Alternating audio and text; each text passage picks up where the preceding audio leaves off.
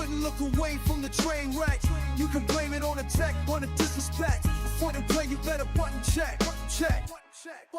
What is up, Butt Check family? Welcome back to yet again a beautiful week, a full week of checking these buttons. Thank you for tuning in one more time. Chapters down below if you want to skip around. I believe we got 3 hot topics going on today, just popping off over this last weekend. And sub button right there. Appreciate the massive love. We's about to jump into it because we got a lot to check. Without further ado, let's go. All right, now into them first set of EVO Japan buttons happening this weekend.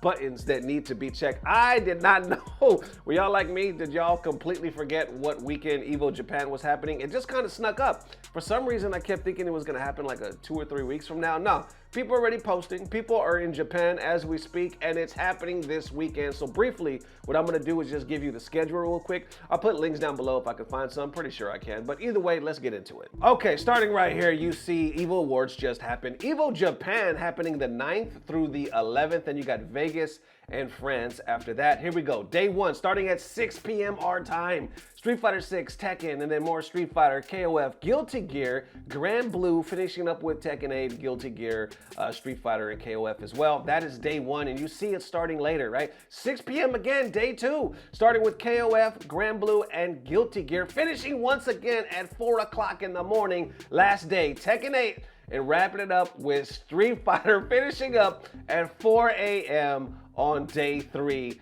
and there you go. So that's the beautiful, that's the thing about Japan, right? Everybody looking forward to it. Hype, dope-ass competition. Nothing but sharks in them pools, but them pools is not only deep waters, there's dark waters because it's gonna be late as hell. Did that make any sense? Anyway, what I'm trying to say, 4 a.m.? Ooh, but it's nothing new. I mean, we've been here before. It just sucks on our side because, damn, starting at 6, finishing at 4. Once again, we're gonna be staying up hella late on day 3, trying to see if there's any announcements. Is there anything that they might sneak in there, drop in? I don't know. You would think there might be a little nugget. I haven't really seen too much talk on these FGC streets, but we'll see. All that means is for those content creators and those really watching the stream, gonna be a late damn night/early morning. Either way, should be hype action. How y'all feeling? Let me know. All right, now into the next set of, hey dumbass, stop stealing the content, then trying to play victim, buttons that need to be checked. This is a hot one, popped off a couple of days ago. So apparently Tong, from TongNeverSleeps, aka TampaNeverSleeps, his information down below, definitely check him out. Y'all already know about this, man. Founder of TampaNeverSleeps, PM at DreamHack, head of Tournament Ops, EVO, CEO Gaming, Combo Breaker, Fostings, the list goes on. Yeah, so he apparently made a statement that I just read, right? I guess, I'm not sure exactly who he's talking to, but somebody's getting under the skin. Somebody's pissing him off. He even goes on a podcast, I believe with Core A Gaming and Burnout Fighter. Let's check it out. Right here saying, hey dumbass, stop stealing content, then playing victim. I believe he goes deeper right here, kind of breaking it down, saying, just for clarification, because I had a few messages from friends, this is not about streamers watching with their audience. We love that. Keep doing that. This is not about people making videos, reviewing, analyzing, or commentating over our content. We love that. Keep doing that. This is not about people making montages or highlights. We love that. Keep doing that. This is about the YouTube channels that just straight up take our matches or entire VODs, posting on their channel as if it's their own. The only exception is if the player in the match is posting it on their channel. Then you got that FGC kind of reacting, saying, heavy respect. Or had a guy say, I compiled and recorded. I told them, you do realize I'm the guy holding the camera and this clip. Laugh my ass off. Others are like, thanks for the clarification. That last part, I was never quite sure. Or, oh, those replay vultures, I stopped watching them, but you should, or should we report them? Then this is the, I believe, the video that he posted of the interview. Let's check it out. So, I mean, like I said, I guess it depends on the exact definition of content vulture, right? Yeah. If you're talking about, taking the actual footage, broadcasted on, one of the official event channels, and then ripping that and putting that on your channel. Fire! You to start. Yes! All right? Fire! So I'm talking about those, yes, like you said, with the overlay and everything. So the in-game replay is it's a little gray area, so I don't mind that. But it actually has like your logos, your overlays, your camera work and everything. Yeah. Yeah. And that's what I don't like. If you're making clips, like if you're making like a highlight reel or whatever, or if you're kind of like reviewing it or whatever, I'm perfect. Perfectly. Or putting in some clips in a video essay. Like if you're, people make highlight reels of themselves or their favorite moments or whatever. Do that. That's great. That's great for the FGC as a whole. But if you're just taking the exact same content and then uploading it and trying to catch views before the main channel uploads it, that's scummy. So there y'all have that. And that's been a thing. That's been a problem for a long time, man. I want to say we even covered this topic when Button Check first started, man. I want to talk about, 2018, something like that. And it's an issue that they battled. I think it was more dominant back then. Now you still see it. Obviously, you still see it because obviously he wouldn't be talking about it if he didn't still see it. But I would like to say, let me know if you think I'm wrong or not. I would like to say it's a little less. But I remember before the pandemic, we saw it all the time. People were just taking whole VODs, whole streams, and just posting it on their channel. Like he's talking about, it's not the people that are doing edits, essays, highlights, showing some creativity, or doing quick clips. It's the ones that are taking the whole damn thing, literally, just taking it, because we know the tournament, the TOs, they're at the tournament. It's gonna take them a minute to upload it on their channel. So what these guys are doing is they're just ripping it right as it's happening, instantly loading it on their channel, they get the views. So that's why they're getting irritated, because they're like, yo, it's our fucking tournament. It's our work. Yet you're ripping it and you're getting the credit, AKA the earned money, more than likely if your channel was monetized.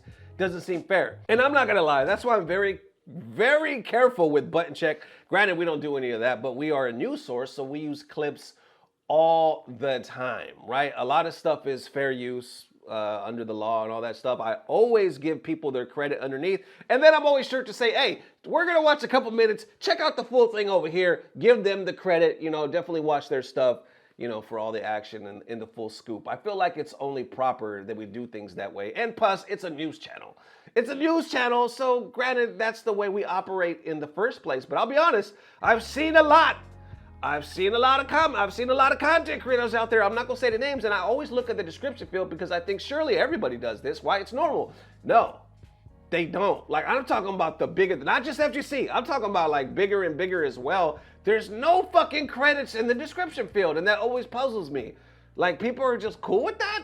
Like, I don't know. I mean, I'm not over there on their channel, but I always thought it was just done this particular way, that would be the right way. Who knows? You know what I'm saying? At the end of the day, I've still gotten some emails. It doesn't happen a lot, but every now and then saying, hey, could you please delete this? Or I'm not comfortable you showing that clip, and it's theirs. You know what I'm saying? So I delete it. But all in all, that's usually where it starts and ends with Button Check, because like I said, it is a news channel, news source for the FGC and for gaming, period. But doesn't look like this argument's gonna go away anytime soon. I mean, it's YouTube, it's social media, and sadly enough, it's still happening. How y'all feeling?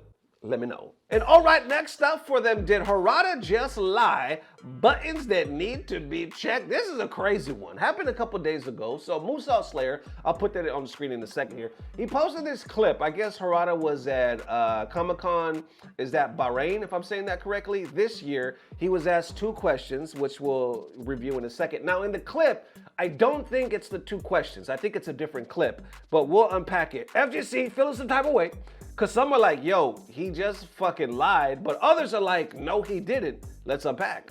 Right here posting saying, Harada answered 2 questions at Comic-Con Bahrain this year. Why Tekken 8 lacks game mods? He said, the demand is low and development is difficult. Number 2, will they re-release Tekken Tag 1 and 2? Harada said they're thinking about it and taking away or talking with the company, and there's a possibility of it. Well, FGC's reacting, especially to that first question, talking about the demand is low. Right here, let's start it up. 可能性について今、会社の中でもプラットフォーマーとも今話をしているので、なんかどっかでいいニュースが出せればいいなと思ってます。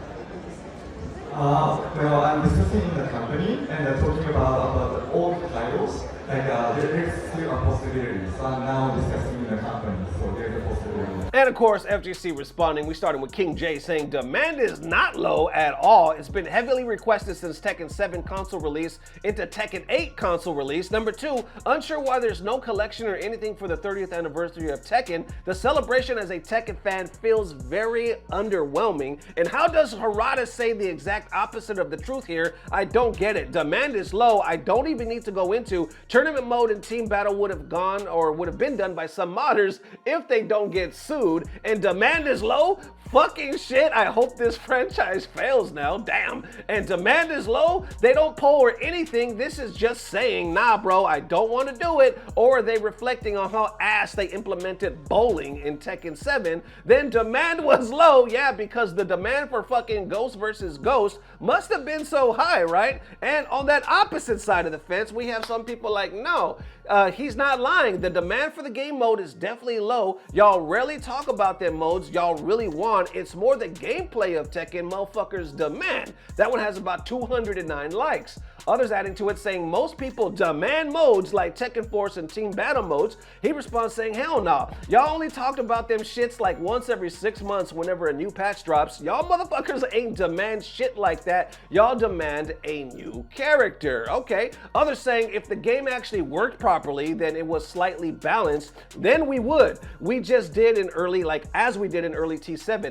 Now there are bigger issues and that's why we don't. Or what are you talking about? Online team battle would crash the servers. And there you have it. All right, y'all. So what are y'all feeling about that? And I'll continue to put some more tweets on the screen because there's way more than that. There's way more where people are pissed at Harada saying he's fucking lying. They're so disconnected from the community. Why would he say the demand is so low? But like I said, and like I showed on that other side, they're saying, y'all, it is low. We don't even see that much talk about it on social media. But then others do bring a good point. I'll say that because I kind of thought that in a sec, when I read it, they were like, well, if the game or season 2 never happened and there wasn't bigger problems happening, maybe they would be talking about it, more vocal about it on social media, but there's bigger fish to fry at the time. How y'all feeling about that debate? Do you think would that be the case? Like if Tekken season 2 dropped, it all went according to plan, would this be more of a demand? Or is it all just like in our minds? Because a lot of people are saying, even with that argument not being made, like, nah, y'all motherfuckers really don't talk about this. You go crazy over, I guess, stages or characters and mechanics. You're not really caring about these extra modes. I mean, I can't really weigh in too heavily on this. I'm not the Tekken head right there. You already know this. You watch the damn channel. All I can say is what I've been seeing on social media, reporting news, kind of keeping my ear to the beat. Is that how they say that shit? Ear to the street? Whatever, you know what I'm trying to say. I don't really see people asking for it a lot. Not, as far as like on Twitter or X or Facebook or anything like that. Yeah, you might see it here and there, but you don't really see it as much. You see character, and of course the state of the game because it's been a damn circus lately. So I do think it's a good point though. Like if everything didn't happen with season 2, maybe you would be able to see more voices because that's all you see right now, right? Is voices just concentrated on that. So maybe if that never happened, you would the smoke would clear and you would see the voices that are talking about no modes and the demand is not low. That's all I'm seeing it from my point of view though. How y'all feeling? Let me know. That is, ladies and gents, definitely let me know how you were feeling. Thank you guys for the amazing love. We are here Monday. It is Cinco de Mayo. You would think I would do something special today. I mean, I'm Mexican, shit. I should be up here with Corona or a sombrero, or fucking, 2 or 3 babies. Something, you know what I'm saying? Anyway, what the hell I'm trying to say, whether you're celebrating Cinco de Mayo or it's just a Monday. Thank you guys for tuning in. Thank you guys for rocking with us. One more time, we will see you soon tomorrow, matter of fact, for that HT. And as always, I don't know what it is, but I know it's about to get better. Love y'all, fella. Peace. Blah, blah, blah. Subscribe. You doing good? Yeah, I'm fine. What's up? Why are you looking at me like that? I heard some things. I heard y'all been talking that shit on social media. What's good?